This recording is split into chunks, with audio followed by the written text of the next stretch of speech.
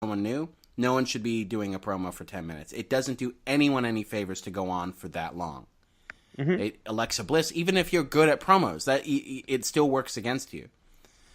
Then because you hit a tipping point with the crowd. But then you also start repeating yourself. Oh, I think I probably said the A word, so my AI in the background. I said Miss Bliss's name. Oh, you did. You did. So she started yapping at me. Hey, she's by still the way, going. She's still going. Last night I had a very embarrassing moment when I was moderating the panel.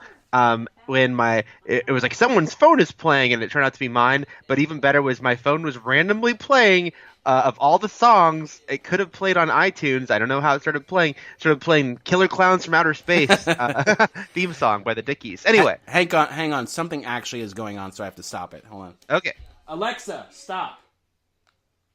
It actually started playing a song, so I don't know what it did. I don't know Killer what the command Clowns was. from Outer Space. It was a Teenage Suicide I was playing. Don't do it.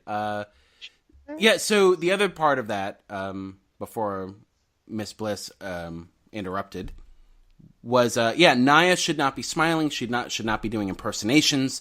She should not be, like you said, being sarcastic or just acting. She needs to be the brute. She's literally now comes with a moniker, the Facebreaker. All she has to do is come out and say, "I broke Becky Lynch's face, and I'm going to do the same to Ronda." Exactly. Yeah. You got it. Yeah. So in the end, but they have time to fill, and so it just created a horrible segment. And then it kind of got even more head scratchy at the end because Ronda came out, and Nia was like, she started. I guess she's trying to save face by saying, I was stalling for time, but what was she stalling for, Eric? Right. Tamina, who's standing 3 feet away from Ronda to attack her eventually. It's not like Tamina snuck up on her. She's just standing right next to her the whole time. So was she stalling because she was trying to drop subtle hints to Tamina to actually attack her? Just pull it on her collar. Yeah. Can you do this already? But then Natty ran down to save, and the Riot Squad attacked her. But nobody did Ronda even help her? I believe she did. Okay. She did help her, yeah. Because then I saw, and then Ronda kind of pushed that on social, was about them being, buddies and having each other's back. It's still 5-on-2, Eric. Yeah. Why did the Riot Squad run away? Why didn't Tamina and Nia join in? Yeah, and they could have kicked their asses. Why did it just end? Yeah, it's weird. Anyway, moving on from that, Drake Maverick, speaking of tripling down. They gone all in on Pissy Drake. They did. Well, okay. So, I felt bad that they have Drake doing this. I feel also bad that AOP, like we were talking about last week, is saddled with, when you come up from NXT, it's very rare that you're allowed to just be a pure dark monster badass. You usually have to get paired with some sort of very gimmicky, comicky thing to create a balance, and they did that with AOP by giving them Drake Maverick, who is already just size because of the difference in size, and because he's deemed as a pipsqueak, as sort of a scrawny, tough talker who gets, specifically going back to his Rockstar Spud persona on Impact. He's always been sort of like the little guy with the big mouth, who plays a great heel because of that. He was also a babyface, but yeah, it's look how big they are and look how small he is. It was already comical, but then they decided to go full blast with it and have him piss himself. Now, because that's become the storyline and people are making fun of him, they actually had him fake piss all over Bobby Roode's robe. Yeah, I'm upset that Authors of Pain didn't Billy Madison the situation and piss themselves. It was like, who wants to make fun of us? Peeing your pants is cool. just to make Drake feel better. Well, a couple things here. One, how many weeks? I say one until someone makes the AOP. I guess we know what the P and AOP really stands for. Have they never done that? I feel like they have. Okay, well that's on them because that's the lowest hanging fruit. And then it's like I'm more of a fan of Bobby Roode than you are, but I'm just like, oh, this is how he's getting TV time.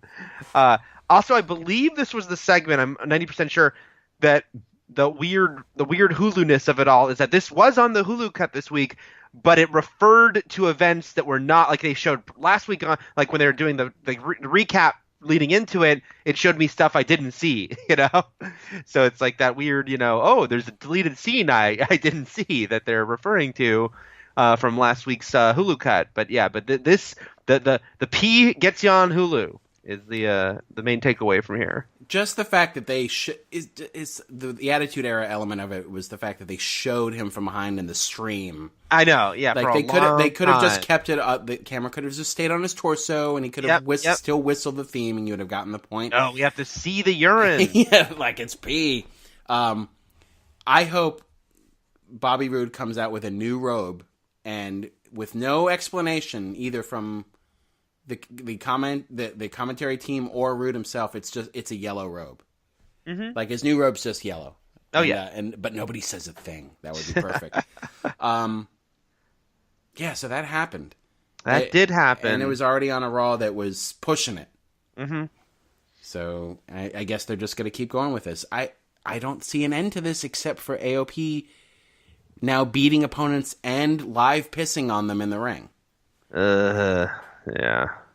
Just pissing all over their foes. That's their new finisher. I was very nervous about the Bayley Sasha segment. So I saw you, so again, of course, I always, I'm seeing the tweets, not just from Matt, from other people watching Raw live while I am not watching it live. And it was funny because I saw the consensus that a lot of bad things were happening on Raw. And then I saw you say, oh no, I'm nervous about the Sasha and Bayley segment. And I was curious what was afoot. It didn't turn out to be as bad. It was an ambush. It wasn't. Yeah. And I did think it was funny. They got a little meta. And they had Bayley go, oh no, this isn't another "This Is Your Life" segment or this is your life thing because that's such an infamous. Well, that's what people on Twitter were predicting that. They were saying like this smells of this stinks. This whole town stinks. This segment smells of, a new horrible "This Is Your Life" segment because it's got two of the key players from it. And things are already going long tonight. And it's just so weird because, of course, that's, we talked about both Sasha and Bayley being so mishandled on the main roster. And for Bayley, that seemed to be like, the point of no return, for her as far as they go. They couldn't really fix what they'd broken at that point. So, yeah, interesting that they decided to throw in a little self-dig mention there. But, yeah, I was just glad. Okay. It's a little awkward, but then it just turns into, like a group attack where I guess Dana Brooke now is a member of Alexa's evil posse. But okay, why not? A few odds and ends. Firstly, I think I was just happy because I was dreading that somehow in this interview segment or this open forum, they were going to build up once again. Sasha and Bayley start hating each other. Like, what do you mean by that? Oh, I didn't say anything. Oh, what do you, all that stuff. And then it gets them feuding again. Yeah. Then once I realized that wasn't happening, and the specific question from that fan in the front row, the plant, was like, what would you change about the women's division? And no one said tag titles. I thought that was like I thought that was the ball they were trying to get rolling with the signs they were handing out. Like, just say it. It doesn't have to happen right now, but just put it out there, verbally. For everyone, and not, take it from out of sign form and into word form. Yeah. And get the ball rolling. Because wasn't that the segment? There was a segment this week, and they specifically even said, she's your team partner. Yeah, you're just part of a tag team now. Yeah. I thought that was interesting because it was almost like, again, I thought for sure, too, they were going to use that to not say this is happening now, but to verbalize it as like, what would you hope to see next? So that was a little odd. And then I also, finally, just for this segment, I thought it was a little harsh, where it's like, I would transfer to Alexa Bliss to SmackDown, and Bayley was like, I wouldn't transfer to SmackDown. I would transfer her to hell. I was like, whoa, that was like the end of Temple of Doom. Hold on, Miss Bliss is playing music again. I really have to. Alexa, stop. I'm going to have to unplug it because I also don't want to have to not say the A name. Right, just because of it. So in the future, I'll have to unplug my Amazon. Amazon. Or do what Trish did and change the name of Alexa. Ooh. Except that the name she chose is amusing. Is Eric. No, it's Computer because she loves Star Trek. Oh, yeah. Hello, Computer. Next Gen. But very funny. Once in a while, that means we'll set it off, by just talking about a computer. But much more funny is when we're watching a Star Trek episode. And whether it be Discovery or our very slow watch of Deep Space Nine on Netflix. And when someone says computer, we get a funny moment where our Alexa responds. You should do Samaritan. If we're talking person of interest here. Oh my God. The machine. My Alexa just responded because I said it to you about changing the name. Yeah, you were explaining it to me, and they don't know that. Because I'm in a different room. There's two. We have two. And so the one in our bedroom is computer, but the one in the room I'm sitting in, our office, is Alexa. Shh, okay. Quiet. She who shall not be named. She is listening. Oh, yeah. It was very, just saying Alexa. Oh, I said it again. Damn. Just saying she deserved to be in hell. I know. That was very harsh, especially from Bailey. If Bailey, that's Bailey really just unleashed another beatdown like she gave Sasha that time. That's the trouble, is that Bailey is such a good person and such a hugger and such a benevolent force in the industry that when she does go dark, she does that thing where she goes way too far. Yeah, it's like if you've never been in a fight before and then you get into a fight, it's like you immediately try to like gouge someone's eye out because you're just so freaked out to be there. You go for like the lethal blows instead of. Oh man, when they do finally pull the trigger on Four Horsewomen versus Four Horsemen, I want her to like be like the just vicious animal. She's the enforcer. She's the Arn, the Arn Anderson of the team. Yeah, because we already mentioned last week she doesn't have her own moniker like the other three. We can switch over to SmackDown and talk about the Queen and the Man and the Empress of Tomorrow. I'll just get some outside of the ring news out of the way. Kairi Sane, they were reporting, has a highly contagious viral infection, and I said, "Oh, is it mumps or something?" It's actually hand, foot, and mouth disease, which is very strange. Only because usually preschoolers get that and babies, not Kairi Sane, not pirate princesses. So, hoping you don't know. Maybe pirate princesses get it all the time. They get scurvy. That's what I was expecting. But all the best to Kairi Sane. Fast and speedy recovery. Get those. We got a funny reference from the New Day this week. They did, along with Bane. Yes, right. I like Kofi Kingston's "I was born in the shadows" reference. I liked a mariner, by the way. I thought that was pretty funny too. What'd you say? The whole mariner term. Oh, mariner. Okay. Yeah. I was like, what'd you say to me? You calling me a lunatic? That's right. Starrcade happened, which is a old school NWA/WCW pay-per-view that Starrcade with 2 R's, I believe. And last year they did it as a house show, and this year they did it as a house show again. And they do it Thanksgiving weekend, but this time they had a hour. They cut it down to an hour-long special on the network.